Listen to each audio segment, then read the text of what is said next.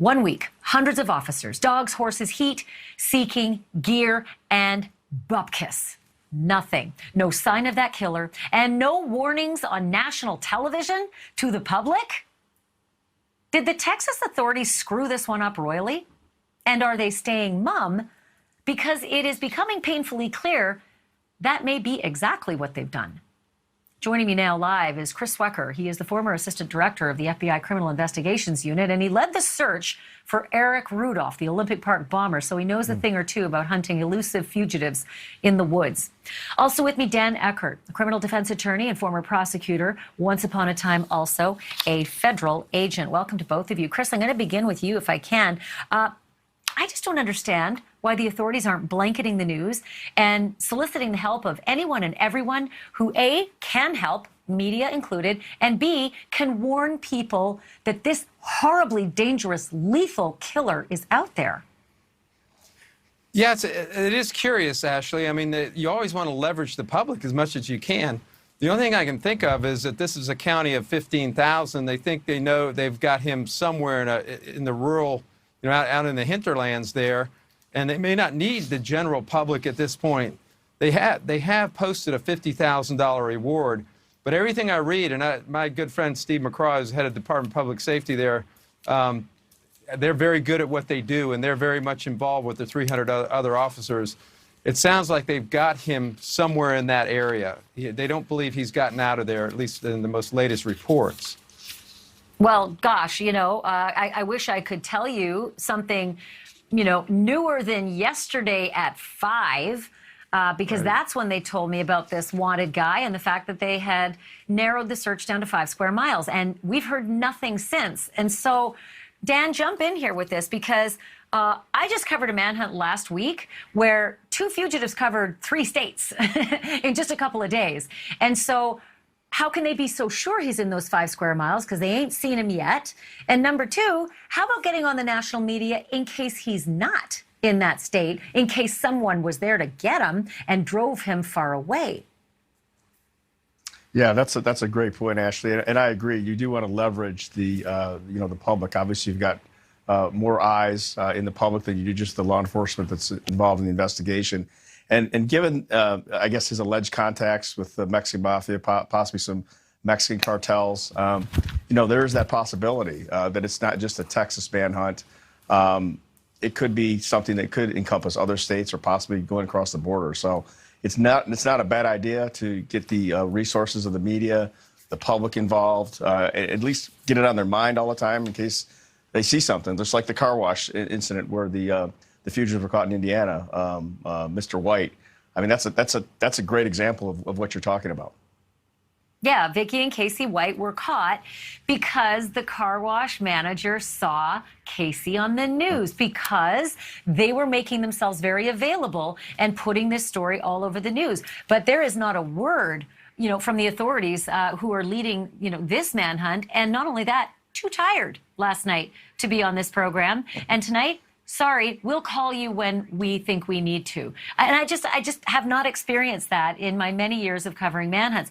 And I think that, listen, it's two-pronged, Chris. Like I said, number 1, you need as much help to catch this guy as possible, right? But number 2, you've got to make sure that every person out there who could potentially, be a barrier to this man's freedom knows that they've got to be very careful with what they see in their shed. They've got to be very careful with who they pick up on the highway. They've got to be very careful with people they spot, because this man used a pickaxe on a hostage when he didn't get the ransom, and he shot at a sheriff's deputy. He cares nothing about human life. This is a thoroughly dangerous individual. You're absolutely right, Ashleigh. It's a two-pronged thing. You want to make sure that the public is aware he's out there, that he's dangerous, to not confront him. We've seen in manhunts over and over again, desperate people like him will carjack, they'll do home invasions, lay low there in a house. But everybody in that county is in danger right now, if in fact he's still in that county. As I said, they seem to think that that's the case. But you're so right. Mexican Mafia connections, cartel connections, killed somebody with a pickaxe. It was a drug ransom situation. Shot at deputies, got into a high-speed chase, serving a life sentence. This guy's not going to get taken alive, in my opinion. Serving two 2 life sentences. Right. Okay, so in the interview, way back early in the week, that the Texas PIO for the Texas Department of Criminal Justice, in that interview, he was all too eager to highlight the heroics of the prison guard in the back of the bus. And so let me just rerun a piece of that interview. Take a look. Another officer who was in the back of the bus who quickly and heroically and smartly decided to shoot out the back tires of the bus as it was driving down the highway. He had gotten out of the back of the bus through the emergency door, shot out the tires. Lopez then lost control of the bus. Dan Eckhart, that's a real pat on the back for that guy in the back of the bus, who was a shotgun-wielding prison guard watching over 16 inmates with a partition in between him and the inmates, and then another partition in front of the inmates and the driver. And somehow that shotgun-wielding guard didn't notice one of the inmates wriggling out of his cuffs, bending down to cut open a slat so he could crawl under and stab the driver. I don't call that heroic. I think your job was to shoot out those tires, and you should have nobody going and patting themselves on the back while that killer's still out there somewhere. Call me crazy, Dan, but why on earth would 2 armed guards not be able to overpower a man like that? Well, I do think you make some good observations about how this, in fact, happened when you have armed, correctional officers and guards on the bus.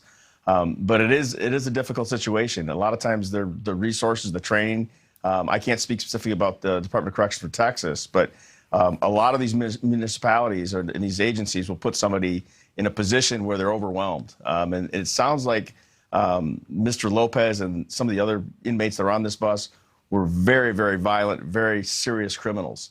And unfortunately, with any job, prison guards, any job, people tend to get complacent. They tend to get lax, and so there's a routine, and so it's day in, day out. How we're taking the inmates to wherever we're taking them, even though there is that opportunity for these inmates to do something terrible, as it happened in this case. So, I would think it's just an issue of complacency, and I agree. I mean, there was an action taken, obviously, a use of force action where they stopped the bus, but could they have done something else? Could they have done a better job? Probably. No. They didn't stop the bus. The bus made it a mile down the road, and because the wheels were, shot out, he crashed.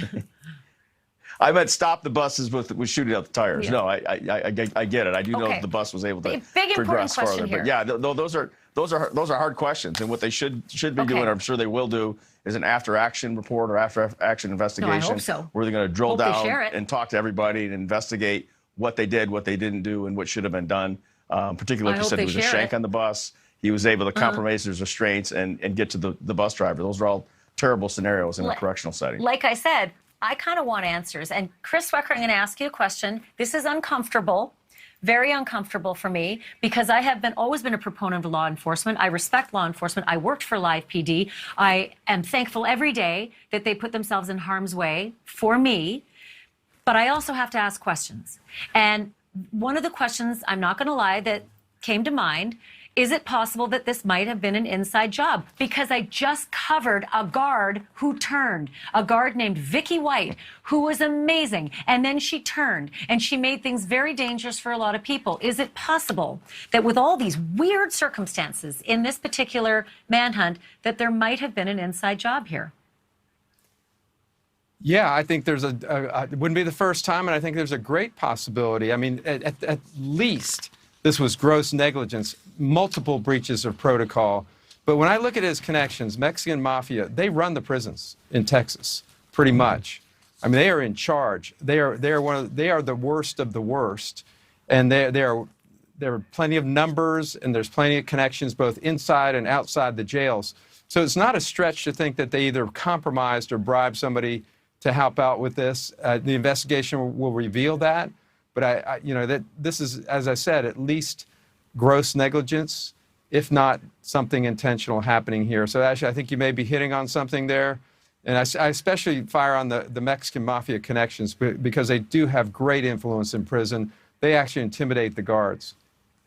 Yeah, well, listen, I'm not suggesting that this was something a guard necessarily might have done for monetary gain, but perhaps that guard could have been intimidated by the Mexican Mafia to do this, threatened to do this. These are all questions I'd like to ask. But strangely, I can't get them to appear on camera during a manhunt. So naturally, my spidey senses are tingling. Chris Swecker, Dan Eckhart, thank you. Chris Swecker, Dan Eckhart, that's tricky. Thank you both. Sounds like a Appreciate you law both firm. coming on. Yeah, really, no kidding. Thank you. Might be onto something there. Thank you for watching. Click the red subscribe button below so you can get more of NewsNation's fact-driven, unbiased coverage.